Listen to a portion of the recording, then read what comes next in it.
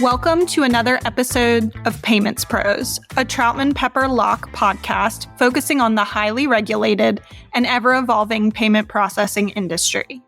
This podcast features insights from members of our fintech and payments practice, as well as guest commentary from business leaders and regulatory experts in the payments industry. I'm Carlin McCrory, one of the hosts of the podcast. Before we jump into today's episode, let me remind you to visit and subscribe to our blog, troutmanfinancialservices.com. And don't forget to check out our other podcasts on troutman.com/podcast. We have episodes that focus on trends that drive enforcement activity, digital assets, consumer financial services, and more. Make sure to subscribe to hear the latest episodes. Today, I'm joined by my colleague, Mary Zinsner, to discuss litigation trends in the payments industry.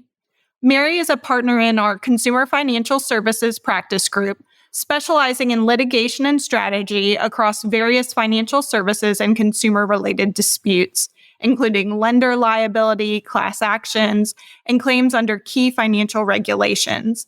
Mary, thanks so much for joining me today.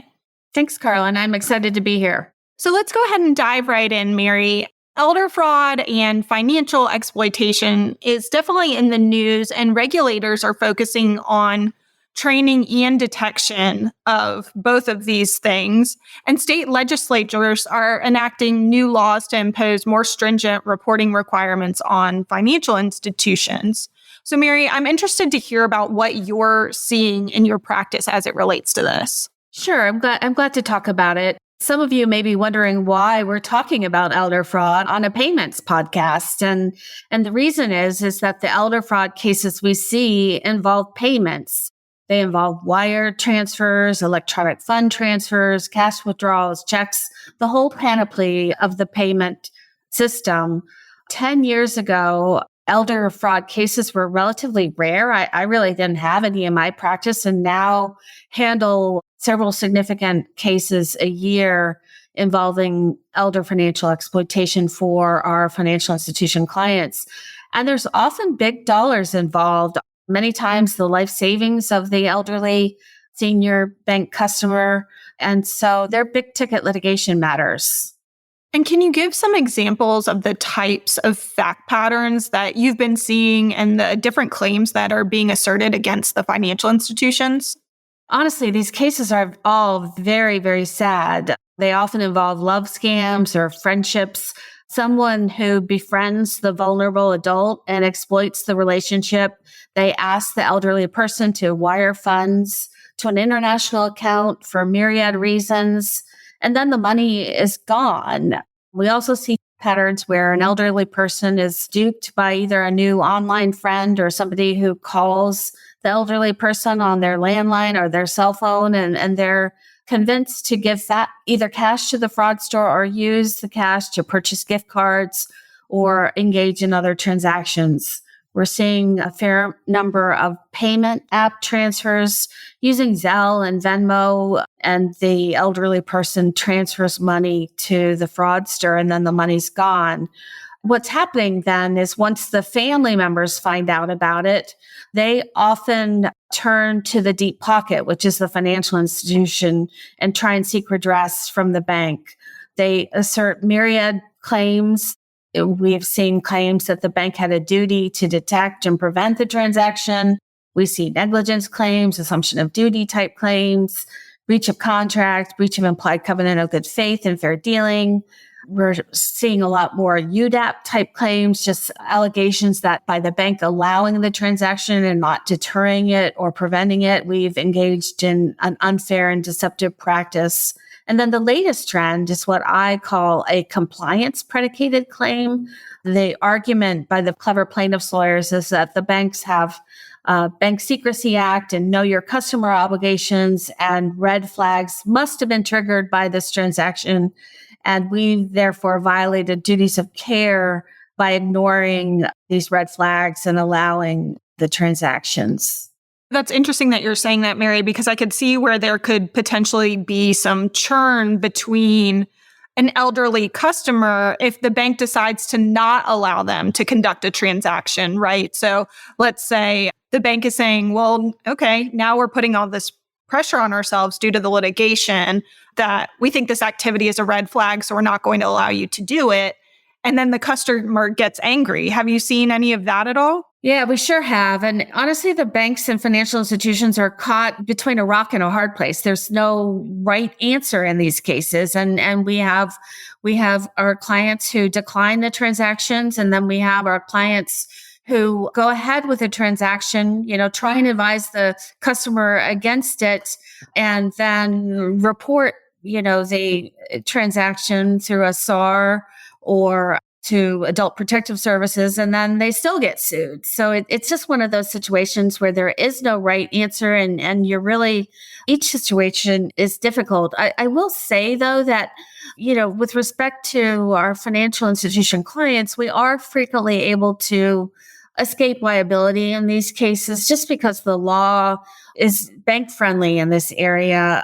And that's because banks are banks. We're bankers. You're not in the industry of protecting the person or property of an individual. You're there to process the transactions that they authorize. And oftentimes these are authorized, and there's multiple indicia of the customer's authorization. So we're really able to defeat a lot of these claims, usually on the motion to dismiss phase of a case, but sometimes it goes through discovery and it's at summary judgment. And then we can defeat it by really arguing, things like the Bank Secrecy Act doesn't confer a private right of action, so they can't use the BSA and know your customer laws to masquerade some common law claim.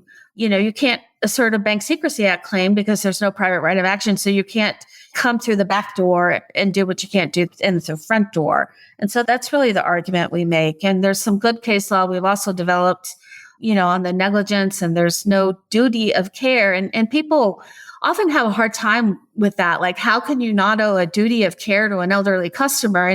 And the reason is the law of negligence is in place, and the duty of care is in place to protect an individual from injury to person or property. So we have a duty of care not to leave a ladder out in front of the branch so that somebody trips on it when they walk in. That's the type of duty of care the common law recognizes. It's very rare to have any state law court recognize a duty of care to protect or prevent an elderly customer from authorizing the bank to do a transaction that may turn out to be a scam.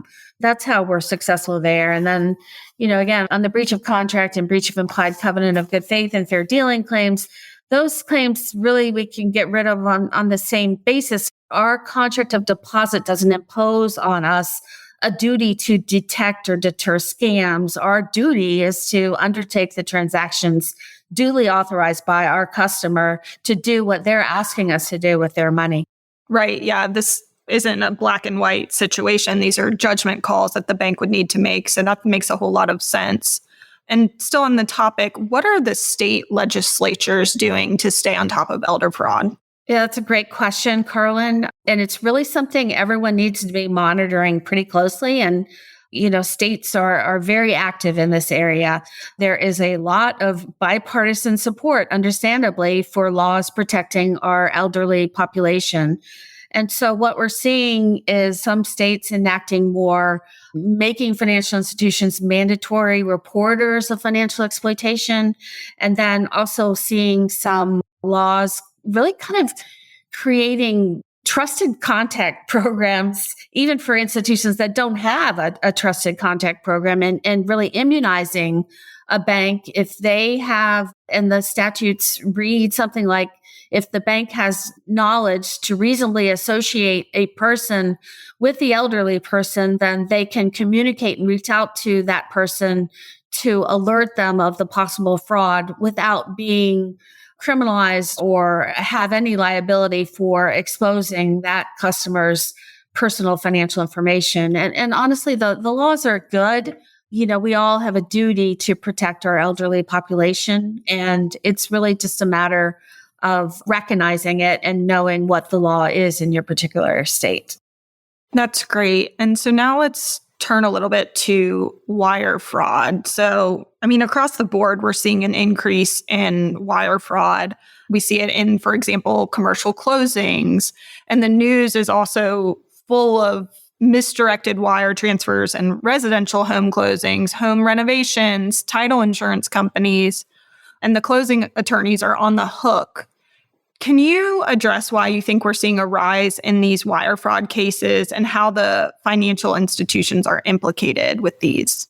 It's actually kind of stunning to me that we're still seeing so many of these wire fraud cases, given the publicity that's out there about business email compromise and what, the risks there are in every real estate closing, and just the need to verify in person and not rely on the email communications, et cetera. But there are an extensive amount of wire fraud cases out there. And it's also surprising to me that the banks are still being sued in these cases. And again, it's largely because the plaintiffs' lawyers and the families involved in the losses see the banks as the deep pocket and think they can get easy redress. But the Uniform Commercial Code is what governs the whole liability scheme between the parties to a wire transaction. And the UCC is drafted to really put the loss on the party closest to the fraud, which is usually the customer or the party duped. It's not typically the bank. We're seeing a lot of good case law, particularly coming out of our federal circuit courts. There was a really great case recently out of the Fourth Circuit, where the Fourth Circuit reversed a troubling decision out of the Eastern District of Virginia. And it's a really good read, but it essentially protects the bank and says that the lower court had held that the bank knew that there was a mismatch between the beneficiary name of the wire and the account number because its system had alerted it to the mismatch. But the Fourth Circuit went out of its way to say, that type of electronic knowledge of the bank system is not enough to comprise the actual knowledge required under the UCC. And the UCC uses that terminology, actual knowledge, for a reason. And there was no one person at the bank with actual knowledge of that mismatch. And so the Fourth Circuit reversed and ruled in favor of the credit union in that case. So again, it's a good read. The other area that we're seeing just a ton of litigation is EFTA, Electronic Funds Transfer Act cases.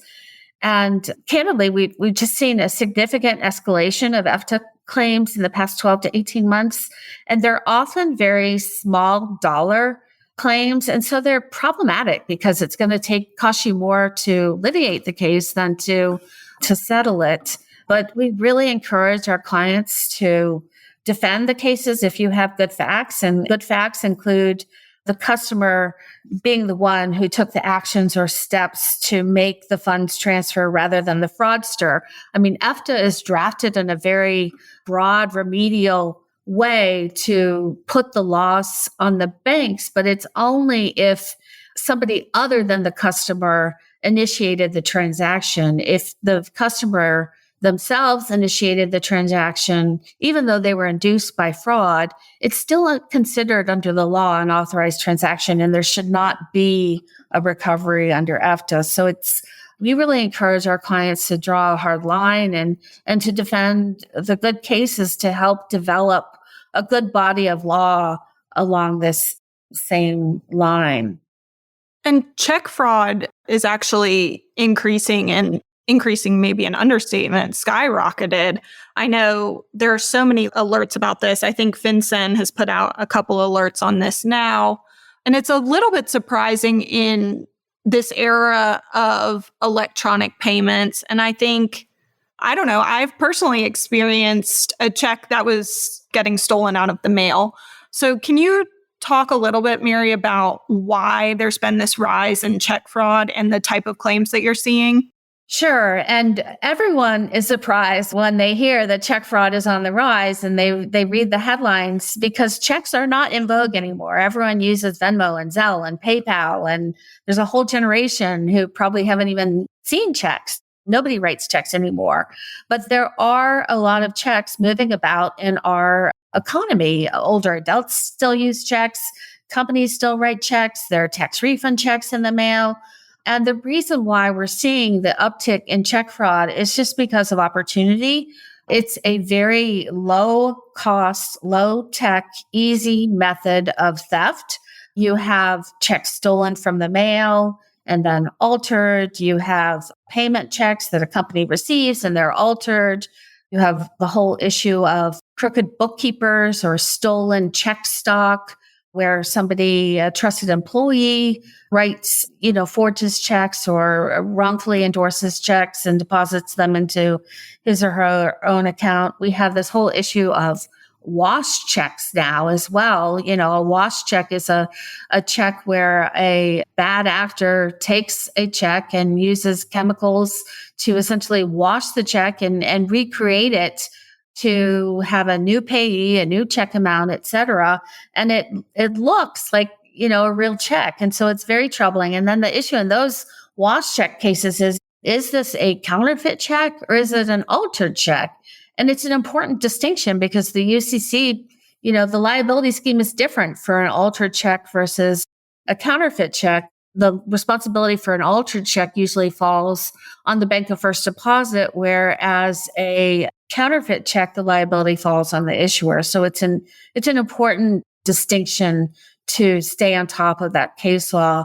And then the other big trend we're seeing in the area of check fraud is the latest trend is double presentment cases where a check is deposited first remotely and then represented a second time to a second bank, either through an ATM or a teller line. And there's no indicia on the check that it was previously deposited. And so the second bank that takes it claims it's still entitled to the funds because it's a holder in due course. There's no indicia that it was remotely deposited the first time. So it's really important for any financial institution that offers remote deposit to its customer. You need to train your customers on how to write a restrictive endorsement on a check. Many of our teenagers and young adults, just do not know how to write a restrictive endorsement. And they need to be writing as part of that restrictive endorsement that it was deposited by remote means. And that simple language thwarts the ability of the second bank to ever claim that it was a holder in due course of the instrument because it's on notice based on the restrictive endorsement. And Mary, are you seeing some of these issues as it is between banks, indemnifying one another and pushing back on that? Because I'm assuming if the dollar amount is so low, they're kind of taking the risk of not indemnifying another bank, perhaps? Yes. It's supposed to happen like clockwork. You get a breach of presentment warranty claim or a challenge from a bank, and it's part of the system of banking that either the bank of first deposit needs to accept responsibility. But because of the issues with the double presentment, there's a little more of a tension, and the double presentment cases often do get litigated. It's not as regular for one bank just to step up to the plate. So we are seeing more bank-to-bank litigation in the double presentment area. And now I want to talk a little bit about arbitration. So arbitration, I know, is frequently seen by our businesses and our clients as a more economic and it's an efficient means of resolving some of these consumer disputes. And many of our financial institution clients have incorporated arbitration agreements in their deposit agreements, credit card holder agreements, etc. What are some of the advantages of bringing a claim in arbitration versus bringing it in court? First of all, let me just have a disclosure that I'm a huge proponent of arbitration. I'm an arbitrator myself. I'm on the AAA roster of neutrals, so decide regularly consumer and commercial arbitration matters as an arbitrator, and also as a practitioner, I'm involved in a lot of arbitrations. There's just so many economies to arbitration. The discovery is limited. The cases can be decided on the papers in certain circumstances. They are largely confidential. There's no public docket that the public can pore over. And honestly, the caliber of the arbitrators and the sophistication of the arbitrators is increasing as the arbitration numbers are growing larger. I mean, the arbitral forums know that they need to have skilled arbitrators deciding these issues rather than some of the more typical consumer lawyers who used to preside over these arbitrations in the early stages of arbitrations. So those are all very positive trends in arbitration. The other thing I just want everyone to understand is you need to follow the developments in the law of arbitration. There are a lot of arbitration decisions being issued by, federal district courts and federal circuit courts, and some of them are all over the map. Many relate to changes in terms and whether the customer really had notice and knowledge of the change in terms and an opportunity to assent to that change in terms.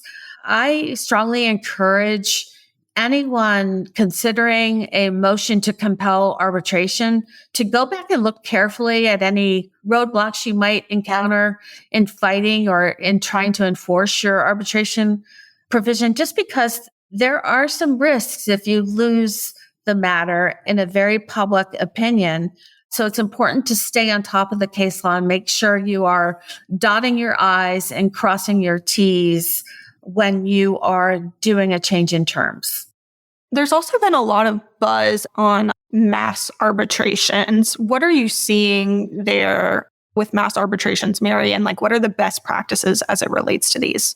Sure. Well, let me just say, mass arbitration is such a huge topic and such a hot topic right now. We could spend a whole hour talking about mass arbitration alone. But I think the important thing to take away from this call is really just to understand that any financial institution, any fintech, any payment processor with an arbitration agreement with a consumer is subject to the risks of mass arbitration. So you need to stay on top of the case law. Again, mass arbitrations are really low dollar, simple issue cases that become exceedingly complex because of the number of cases filed together by the same law firm seeking really to extort a settlement because of the obligation frequently in the arbitration agreement where the financial institution is to pay the filing fees of the arbitration. And those can get very hefty when you have several thousands of cases and you have to pay $1,500, $2,500 each for filing fees. The arbitral forums, for a large part, the JAMs and the AAAs and other forums really have pivoted with some helpful changes to their procedures and rules. They've modified their filing fee structures, but either way, they are still very expensive, very daunting litigation matters to handle. So it's important to stay on top of this law as well. Again, mass arbitration and arbitration, we could do a full program on it, but hopefully what we've instilled here is just the need to stay on top of those, read the case law. When you get a blurb about a new arbitration agreement or mass arbitration ruling or a new decision involving a contested motion to compel arbitration, read it just to glean the lessons learned from that opinion and stay on top of the developments. Or reach out to you, right, Mary? Right. That's right. Well, thank you so much, Mary, for joining us today. And thanks to our audience for listening to today's episode. Don't forget to visit our blog, troutmanfinancialservices.com, and subscribe so you can get the latest updates.